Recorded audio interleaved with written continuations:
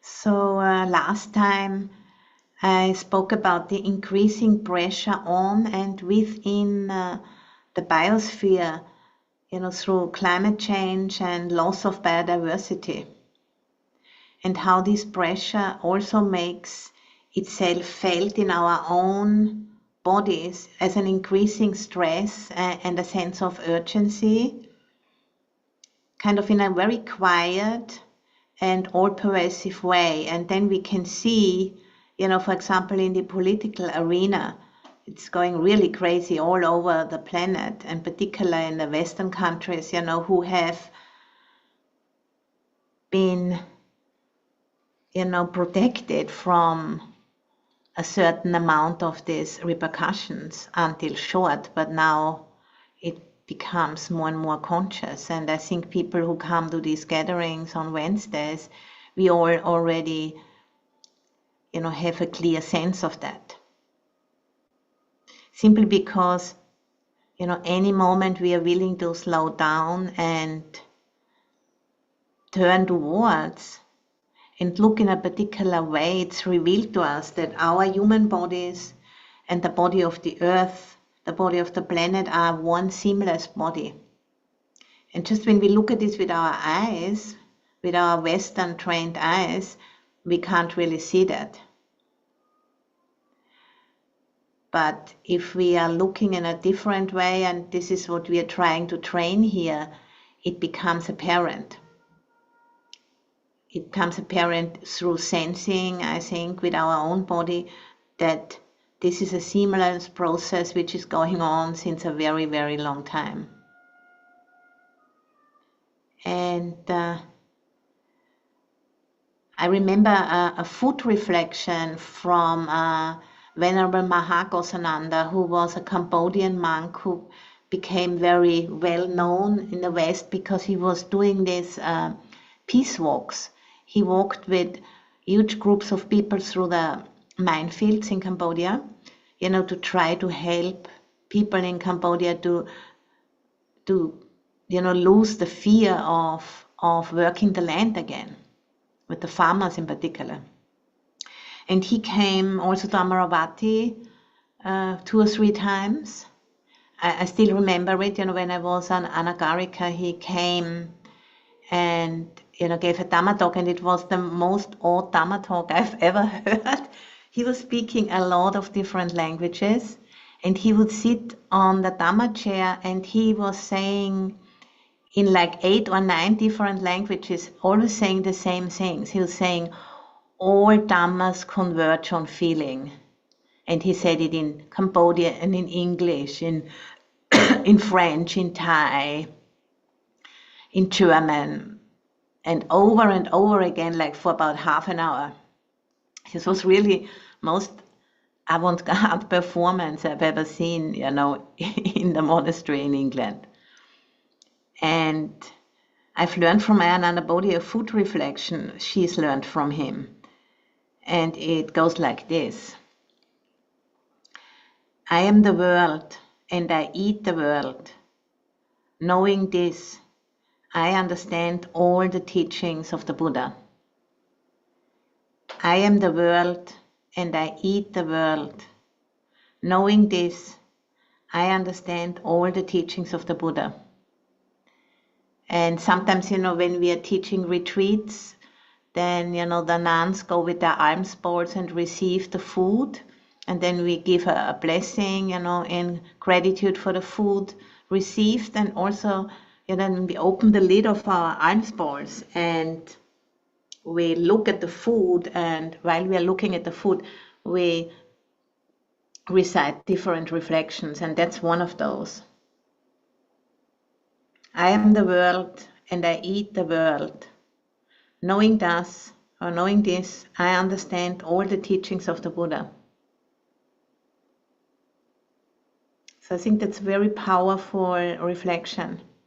You can also do, if you remember it, just slow down for a moment and drop that in, before eating. Then the eating can become a meditation, really, which is also bringing that home that understanding that we are not separate. And as I said many times, our name says it all. Human is the same root as the word humus. Earthlings, we are earthlings. And we know these names since a very long time, but it's just so flat, in our thinking process. It had lost all depth and dimension. It's just like a piece of paper, but in reality, it is a three-dimensional name. And to remember that is not easy, because language has become such a unconscious technology for us to communicate it so deeply.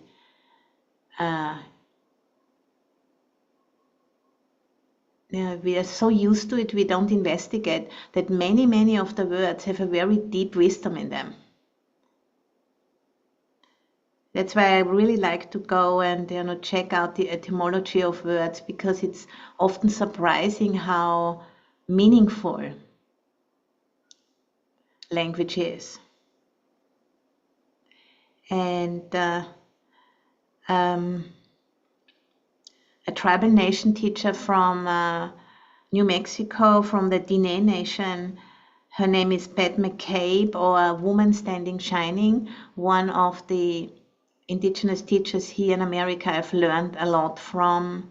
I've never met her in person, but I've watched several talks of her.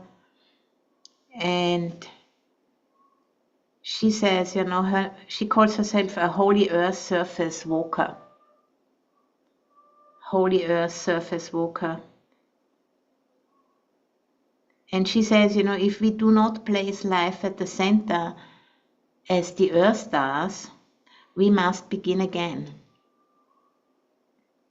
And she also says that the pact, the covenant we humans have with the earth is on the line right now. Simply because most of us, live no longer in attunement with the planet's capacity to provide for us, because we have gone beyond what is our share, really. Because this planet isn't just all about us.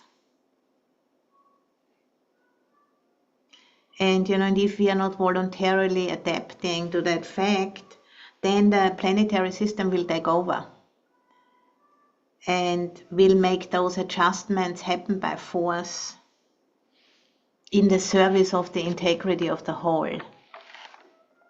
But we don't have to wait for that. We can take an interest and listen what is being said, through the stress in the biosphere, which is felt also in our bodies.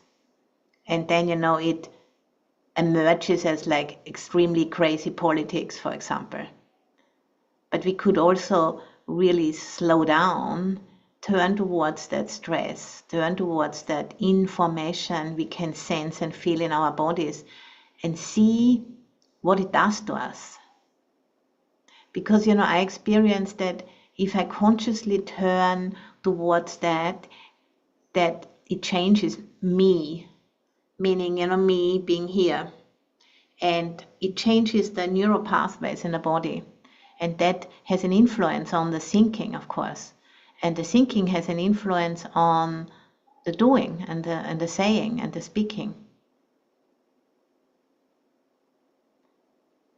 So, remembering that the planet knows how to preserve life, and is doing so since an extremely long time, since it started to form. She's vast and she's got us. And she's coming up with her own strategies. And we have a chance, to listen.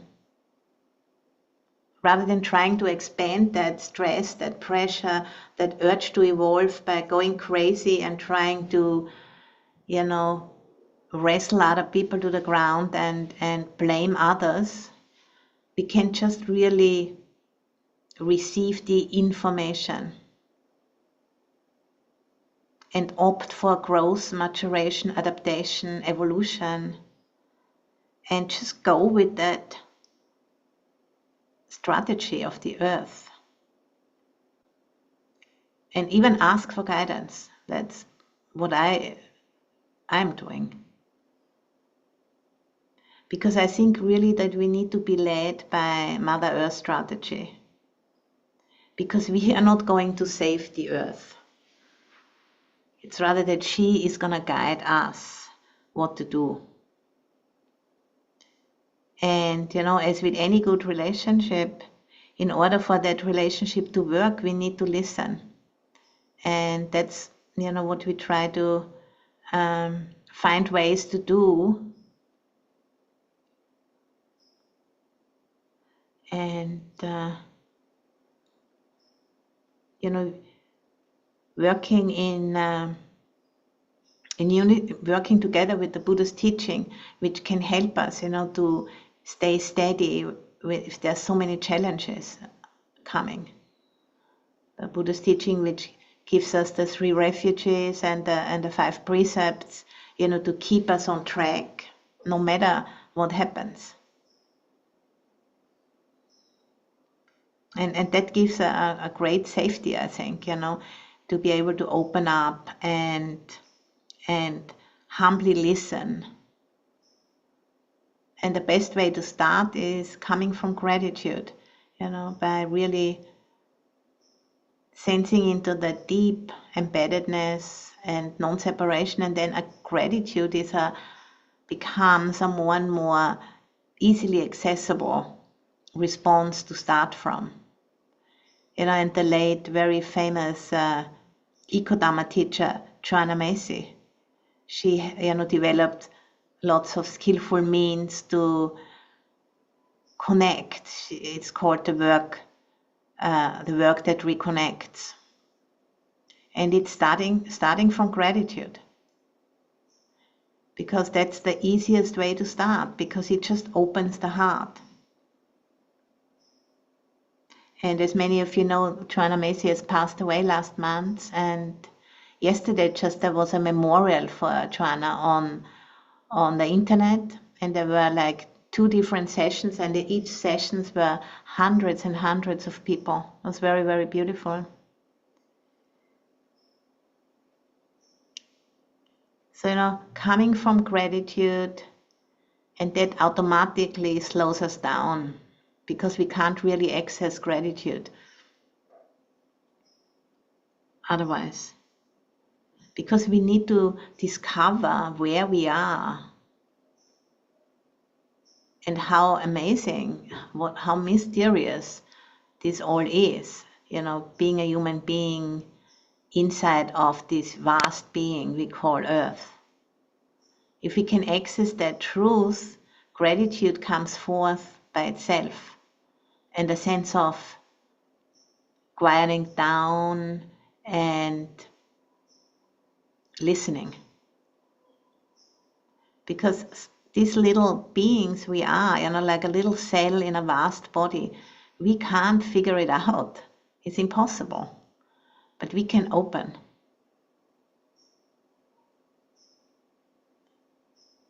I think we can, if you reflect on that, the humility and the gratitude comes forth quite easily.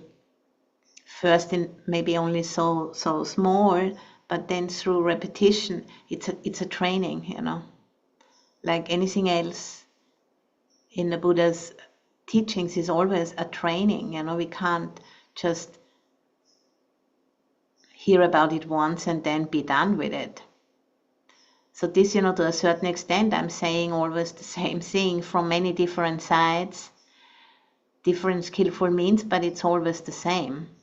To realize the non-separation, coming from gratitude, opening, listening, allowing, and bearing with the challenges which come up as we are allowing this rewiring. Fears will come up, doubts will come up. Of course, all of that. While we are discovering anew who we are and where we are, weaning ourselves off from this very narrow and flat and dried up map of modernity, which is all about how can I get something better than what I've got.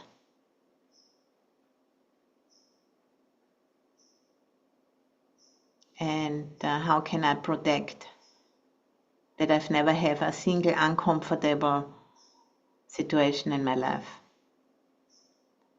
And in that way, staying really pretty immature.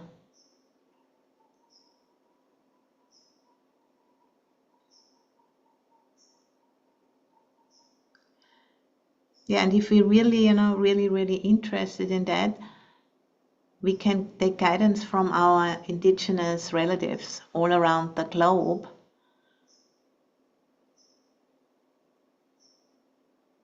Because they are really true role models when it comes to sustainability. Living, in one place for millennia, for 5,000, 10,000, 20,000 years. And of course, not without problems. Particularly, since colonialism has been sweeping over the planet and it's been challenging and violating and wreaked a credible violence on all continents. But still, there's still about 6% of the global population are still indigenous, are still living in place. And they are taking care of 80% of the biodiversity on this planet. This is such a powerful teaching. And it says it all, they are basically protecting the most original and most grounded form of sustainability, direct from the source, without any extra technology, just by living in attunement with what is. And even if we are not belonging to an indigenous nation right now, and we can't all go back and live like that, but it's the principles, the sense of gratitude and embeddedness. This is what we need to reawaken in ourselves, because we are also indigenous to this planet. We are maybe no longer, in the original place where our lineage arose from. I certainly am not, like I'm from Austria and I live now in California. But I can still take guidance from these principles and try to embody it to the degree I can and make that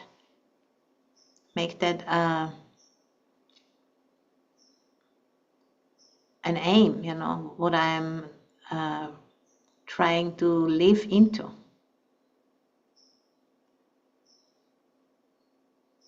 Because I'm also indigenous to this planet.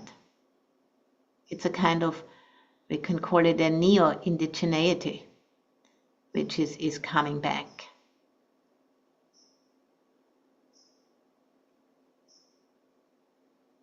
And remembering that regularly again and again, it's a practice, really. It's a practice. And remembering, she got us because I'm inside of her. And there is like guidance all around me. And when I eat, when I drink, when I breathe, I take in information, strictly speaking. If I can look in that way, it will reveal itself to me.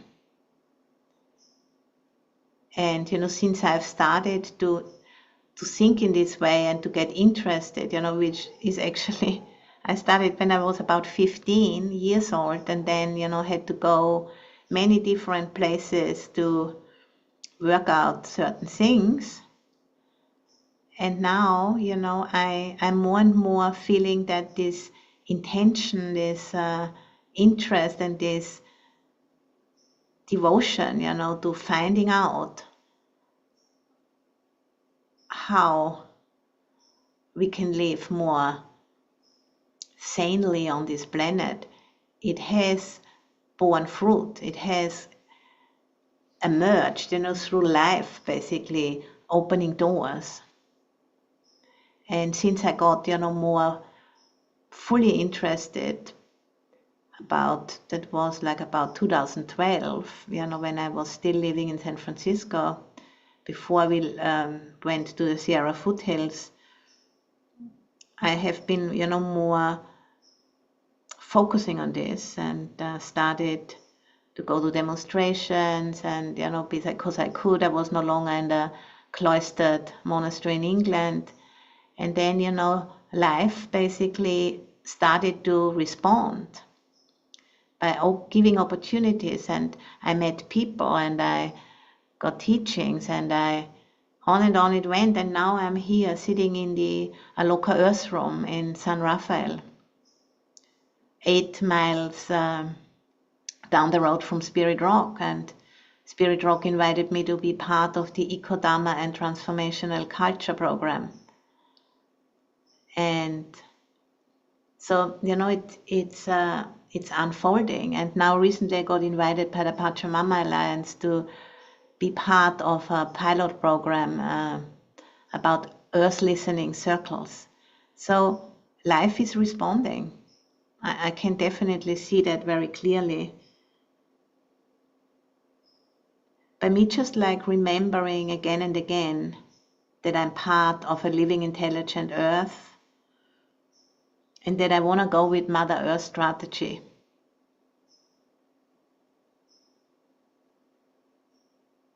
Deeply rooted, in the Buddha Dharma, I can say yes to that. I can say yes to that guidance, because I trust I'm not going to go off the path. Because I'm, opening myself up to something I have never known before. But through this, coming together of the teachings of the earth and the teachings of the Buddha, there is a synergy unfolding, which has a lot of depth to it and a lot of juiciness to it as well. Because it resonates with this urge to evolve, which we can all feel, I think. And the practice is about, sensing into that, trusting that this is what we need to open up to. And that is the energy which can show us the way. So let's now take some time again for, meditation, and sensing into the body, allowing the breath to take us into the body, sensing into the gravity which gently holds us in place, feeling the weight of the body as it meets the cushion, meets the chair.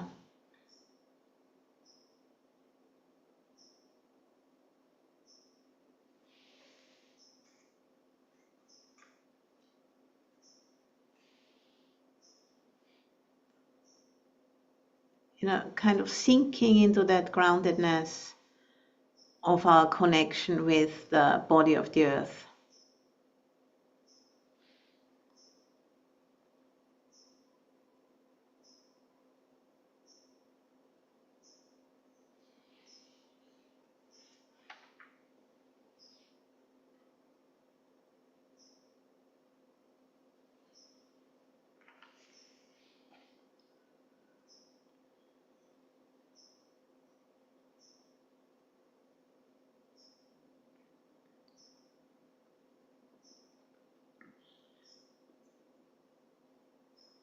And with the out breath, just letting go any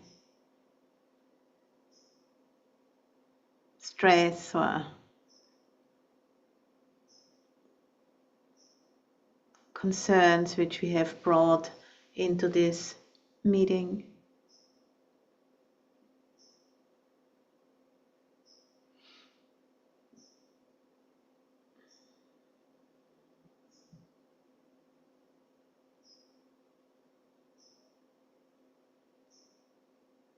Any personal stories right now, we don't need to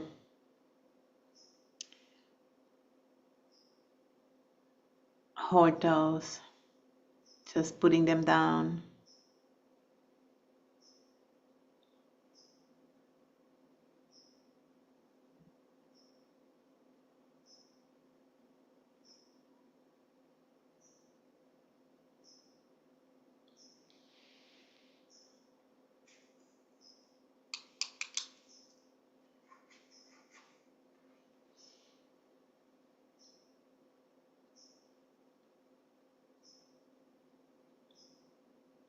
And breathing up the vastness, the stillness,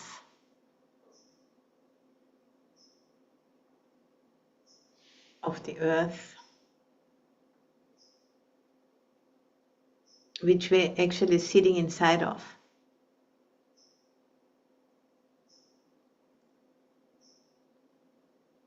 Some of it is, we experience it as solid, like where the bones, the sitting bones meet the surface of the chair, of the cushion.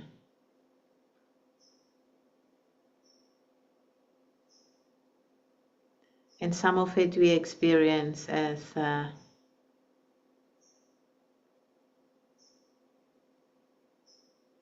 open space,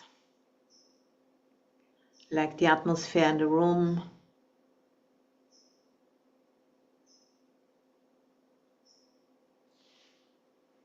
the oxygen we are breathing in.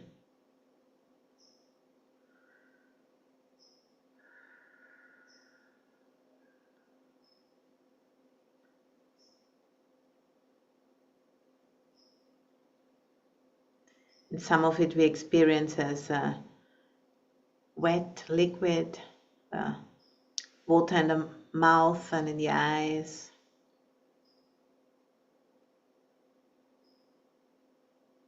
And the blood streaming throughout the flesh.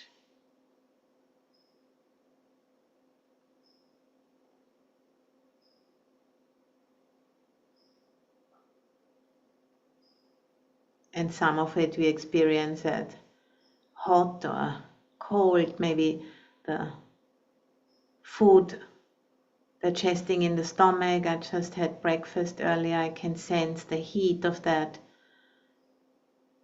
transformation in the stomach.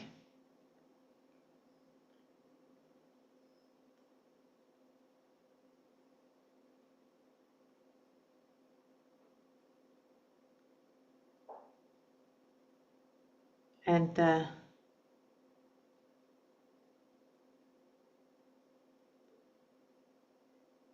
breathing, the expansion and contraction.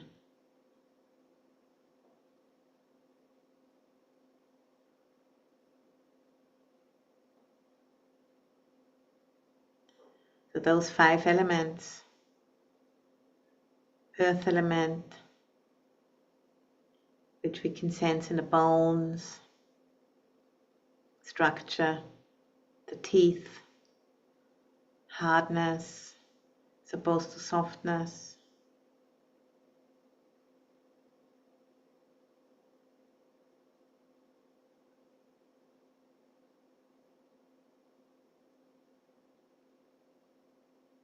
The groundedness of that.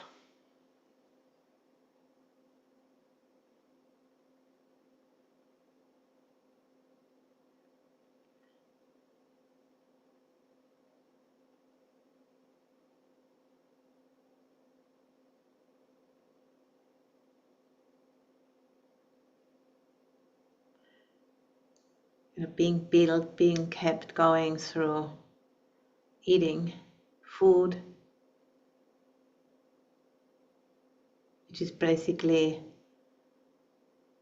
sunlight,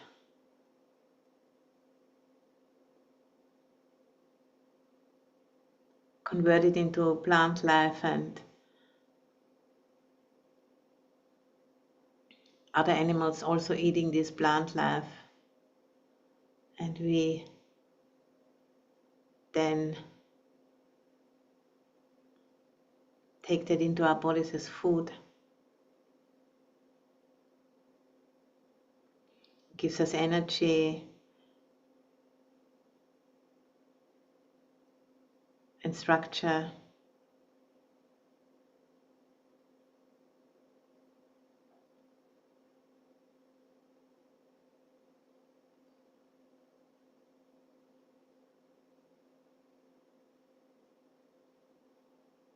And there's no boundaries to be found. It's all one process.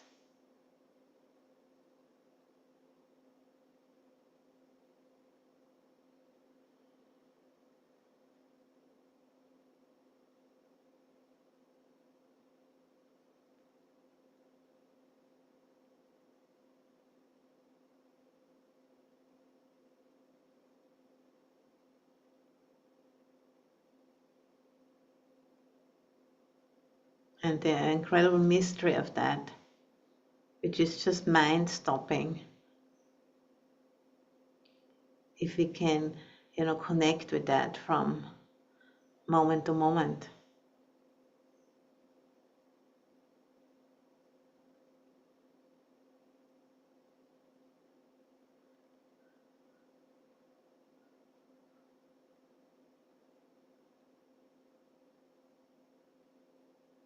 As the Venerable Mahagosananda has said, I am the world and I eat the world. Thinking thus, I understand all the teachings of the Buddha, in particular teachings on emptiness, on not self, anatta, and dependent origination. The core teaching, the liberating core teaching.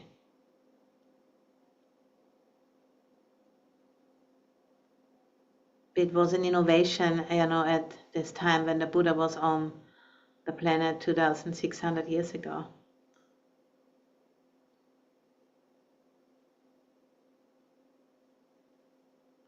I am the world and I eat the world. Thinking thus, I understand all the teachings of the Buddha.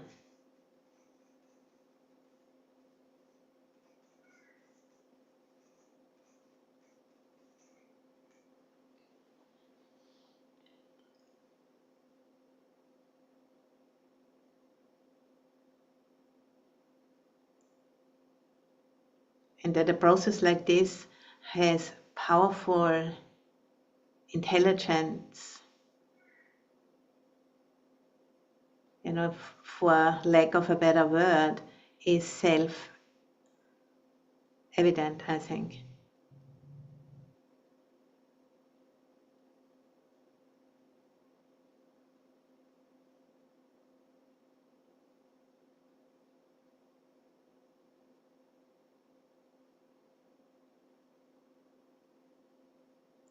And it's about sensing into that aliveness which always knows what to do since such a long time.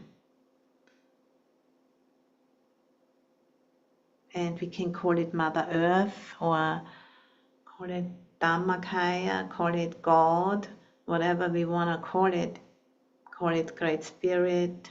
There's so many different names which, different people have come up with. And they all are just signposts.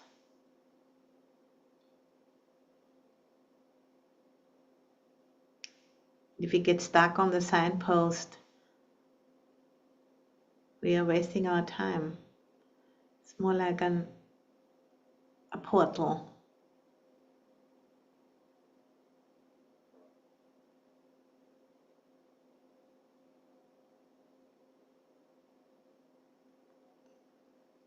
And at different times in history, different portals make sense because of what's happening in our lives.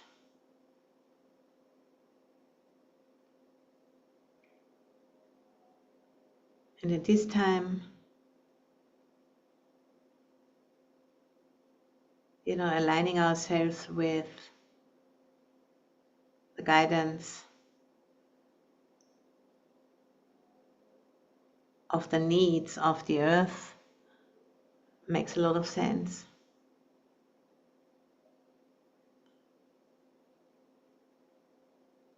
It isn't all about us.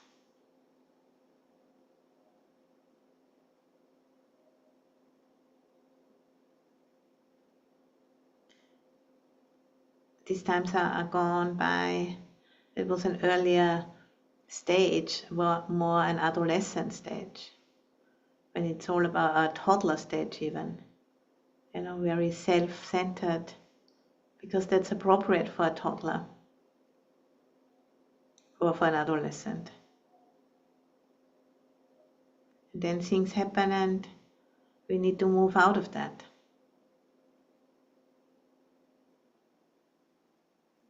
It's no longer tolerated because it's time to grow up.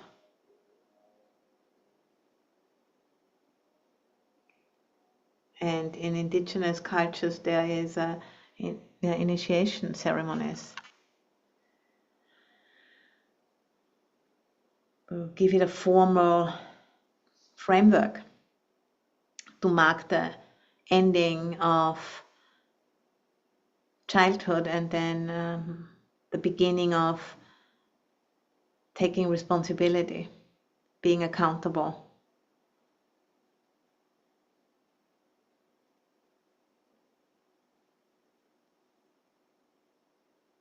And the privilege which comes with that. It's not only a burden, it's also a privilege of becoming a steward for the community and a caretaker, a co-creator.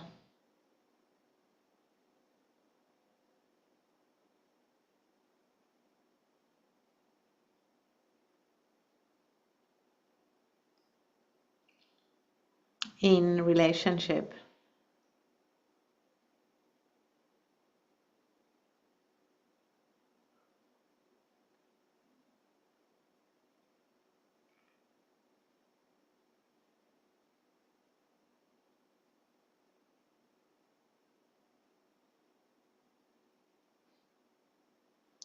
And the willingness, to stand on that threshold and go through the process, which is rewiring and redoing us, so we can be of service.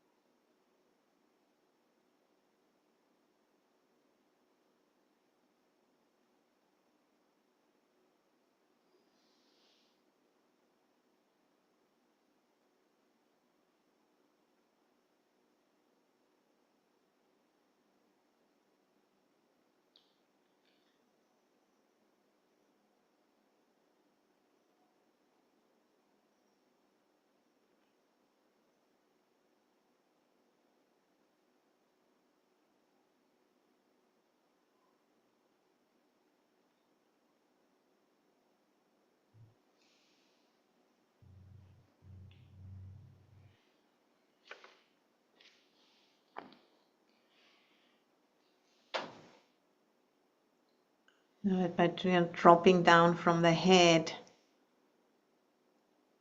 to the heart and from the heart into the body from the body, in the body of the earth.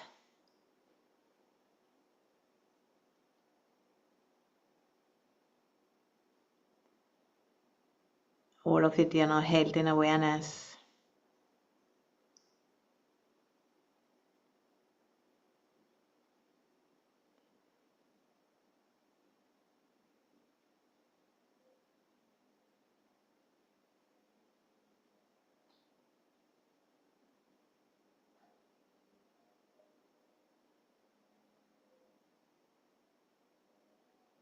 And sensing into the aliveness in the body and in the space around the body.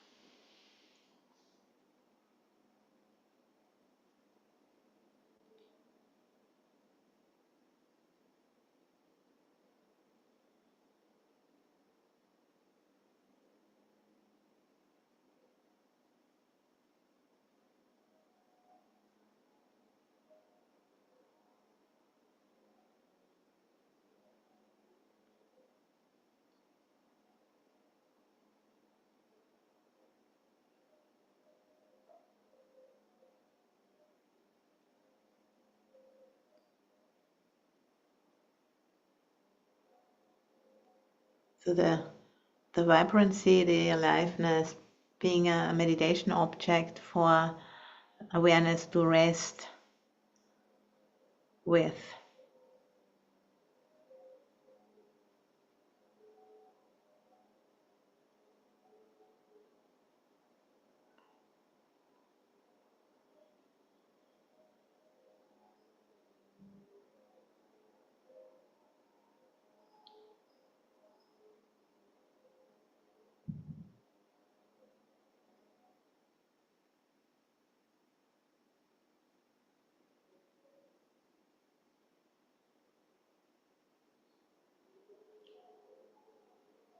Also being aware of the breath.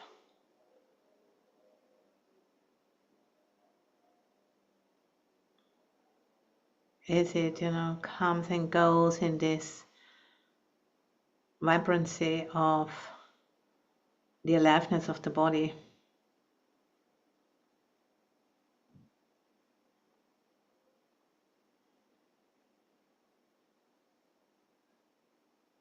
And through the breathing process, we can also sense the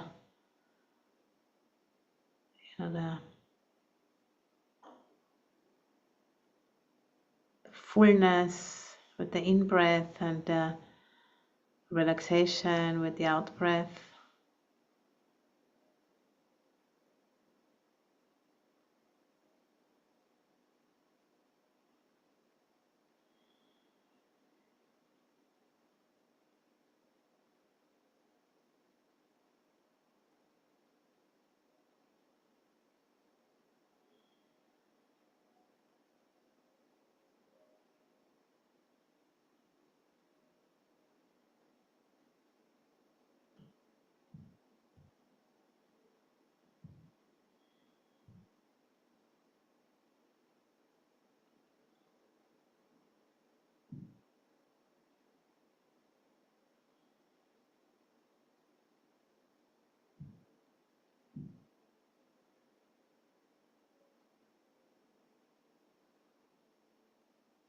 And on the one hand, being aware of the impermanence and, letting go.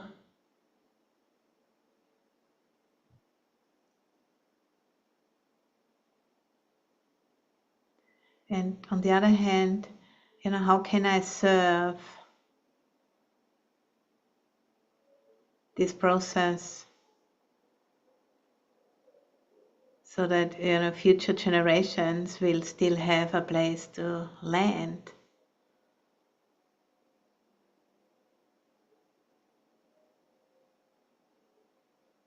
And practice these precious teachings.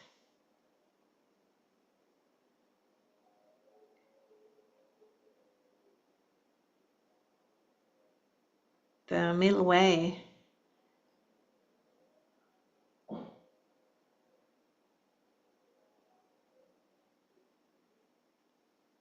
between honoring this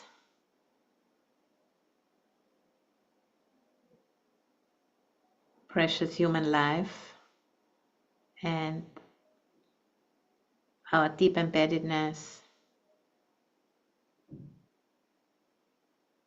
in this vast process we call Earth,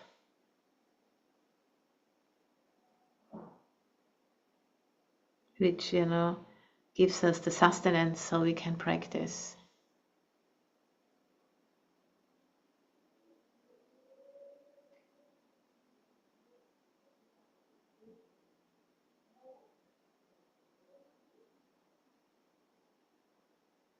And on the other hand, they're knowing that this process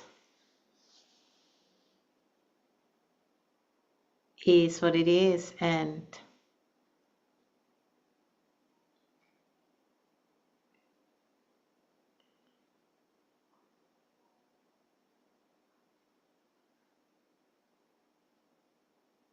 samsara cannot be fixed.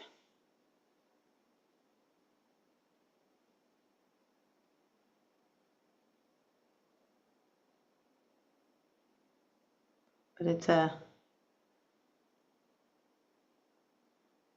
vast classroom which we will take care of, as long as we are in it. Out of gratitude for the support and the responsibility, we have for future generations to also have a place to land, to try as good as we can, and then letting go.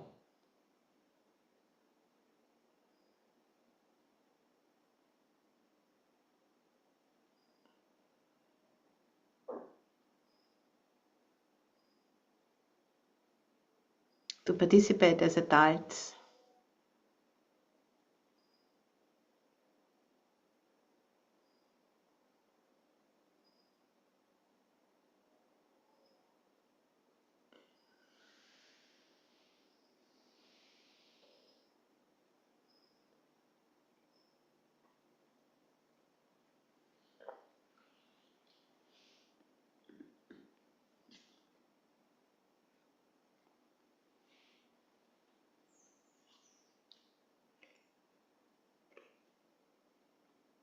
And I want to share with you, for the last few minutes, a poem by Rochelle Wallace. It goes like this. As a newborn babe, I crawl from my mother's womb and stand on wobbly legs in the new world. Wash the new body that has just been so tenderly born from a lifetime labor, and walk to stand before the fire. I raise my face to your infinite sky and feel your touch of grace, your gentle raindrops kissing my skin, your singing wind that moves the trees, the hot breath of your dancing fire, your wet rich earth beneath my feet. O Spirit, I recognize you now, my father, my mother, my unseen lover. You have been here always in all things that your spirit lived for me. From all things that has your spirit loved me. Through all things has your spirit touched me. and never was I left alone, nor could I be, in this truer world of holy people and living stone.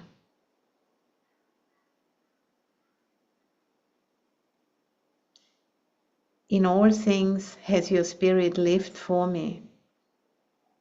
From all things has your spirit loved me. Through all things has your spirit touched me.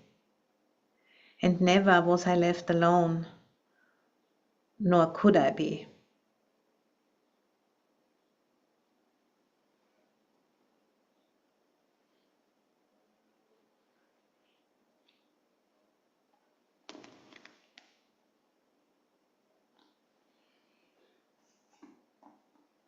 That is, an indigenous way of looking, which can help us at this time of great remembering.